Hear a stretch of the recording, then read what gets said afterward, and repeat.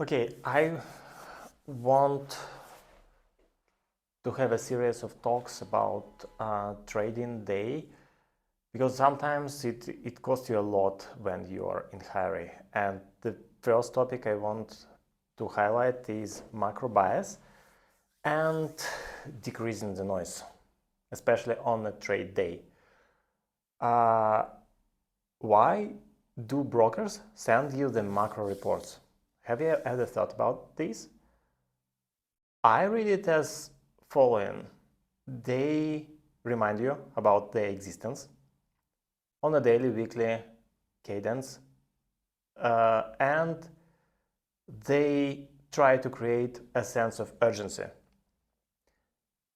Read through these reports. I'm receiving 5 per day from different guys, and all of them state or highlight something that is urgent, like something happening, urgent, rates move upwards or rate moves downwards, and they think it will move further on or it will move back. So in any case, it's some call to action, and it might, I don't know, really, it's not my sphere, it might be useful for traders who trade intraday or within the week, but it's absolutely harmful if you are hedging, because hedging is not about trading. Hedging is about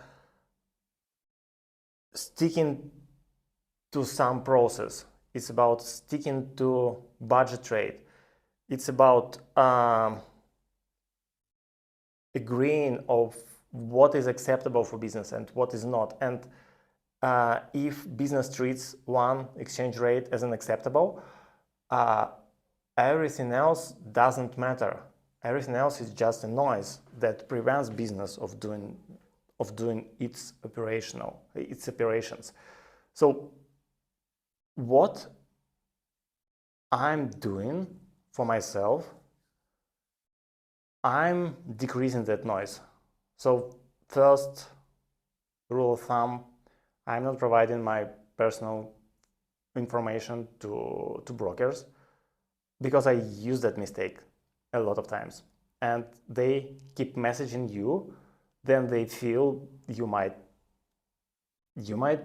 make a deal, and it distracts you from the proper decision, and it might affect your emotions, especially if this is the time you decided to hedge, you have your approval from CFO, from the board, and now you're waiting for a particular moment, and they keep messaging you, hey, I think the rate is right, but it's not. I mean, you have your rate, your boss is the board, is the policy, and if you have something already agreed on, you're just waiting for the rate to happen and you're locking, and that's it.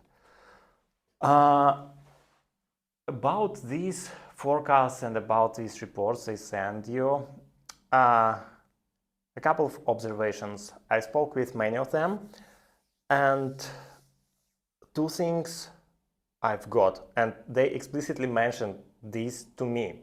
First of all, they watch each other, and they afraid to provide the forecast that is materially different from others brokers' forecast. Others brokers, other banks, like big 5 banks, normally go into the same direction in their forecast. That's why consensus is built out of almost similar forecasts. You can rarely see the forecast that shows other prediction. Sometimes that happens, but normally they go into the same direction. And that's illustrative of how it works, how the industry works. And it's telling you that that might not be probably the truth of latest instance, and you might better use your time somewhere else instead of reading these reports. If you're hedging, And the second one, what these big guys told me, that when I've asked them, hey, what is the accuracy of your predictions? Have you checked backwards in how many cases you were right versus wrong? And what they told me, that it's 50-50. And they wouldn't sit with me and have talks like that if they were more than 50% cases right. So, how to say, and conclusion is here, follow your policy, eliminate the noise, execute upon the pre-agreed rate, also known as budget rate in some cases, or some other directional rate, for example, for acquisition, whatever.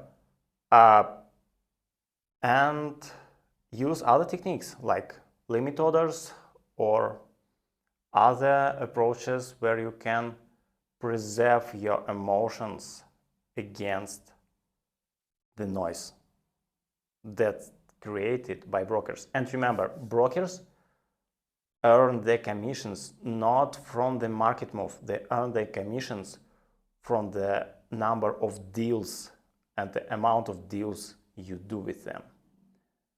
Okay, cheers, see you soon.